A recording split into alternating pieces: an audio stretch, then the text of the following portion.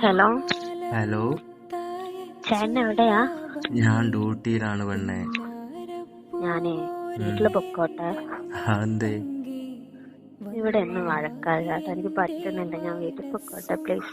നിങ്ങളെന്നും കീരിയും പാമ്പും പോലെയാണല്ലോ മക്കളെ, എന്താ സംഭവം?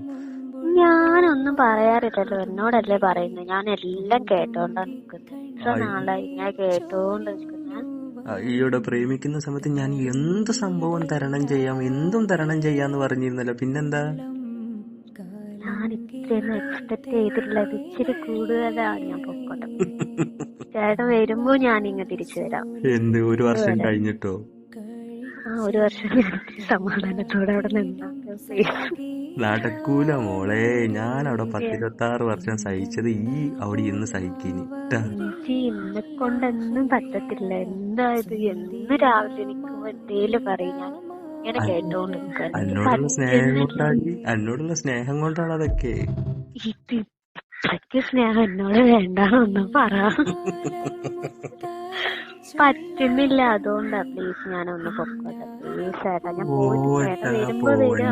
പോവണ്ട. അവിടെ നിന്ന് സഹിക്ക്. ഈ എന്നെ കെട്ടിയതിന് എനിക്ക് ഇതിലേക്കാൾ കൂടുതലാണ് തരേണ്ടത്.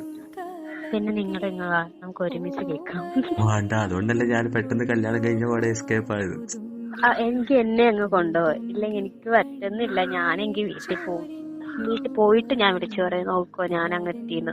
ഞാൻ എന്റെ ഉപ്പാനെ വിളിച്ചിട്ട് പറയും കൊണ്ടുപോണ്ട, അവളവിടെ തന്നെ നിന്നോട്ട്, അവൾക്കവിടെ ഞാൻ ഒറ്റയ്ക്ക് പൊക്കോളാം. ഞാൻ കുഞ്ഞുകുട്ടിയാന്നല്ല, എനിക്ക് എത്തിയും പോനൊക്കെ അറിയാം. അതെന്താ, ഞാൻ പോയതിനു ശേഷം അവിടെ ചെന്നിട്ട് വിളിച്ചു പറയും ഞാൻ ഇവിടെ എത്തിയിട്ടുണ്ട് എന്ന് പറയും. എന്നെ കൊണ്ട് പറ്റുന്നില്ല. രാവിലെ മുതൽ ഇച്ചിരി വൈകിട്ടാവുന്നത് വരെ ഫുൾ ടൈം ഇത് തന്നെ പറഞ്ഞോണ്ടിരിക്കുന്നു. എനിക്ക് വയ്യ കേൾക്കാൻ വേണ്ടിട്ട്. അതായത് എന്നോടുള്ള സ്നേഹം കൊണ്ടാടി. സ്നേഹമുള്ളിടത്തല്ലേ തല്ലുണ്ടാവും. അയ്യോ, ഇങ്ങനെ സ്നേഹിക്കണ്ടേ? എനിക്ക് പറ്റുന്നില്ല. ഞാൻ പോവാ. ഞാൻ നേരത്തെ എന്റെ സുന്ദരി പെണ്ണല്ലേ? അല്ല. എന്റെ പാവക്കുട്ടി പെണ്ണല്ലേ? അല്ല. എന്റെ പഞ്ചാരക്കട്ടിയല്ലേ? അല്ല. പിന്നെന്താണ്? ഞാൻ സങ്കടം വന്നിട്ടാ ഞാനിങ്ങനെ ചിരിച്ചോണ്ടിരിക്കുന്നത്. ഞാൻ വീട്ടിൽ പോവാ.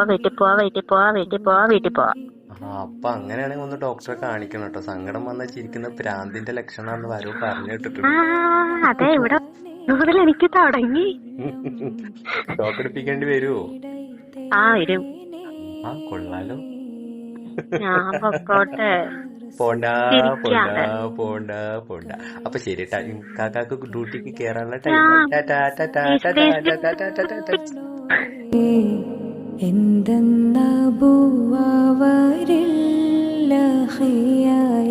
സുന്ദരമാ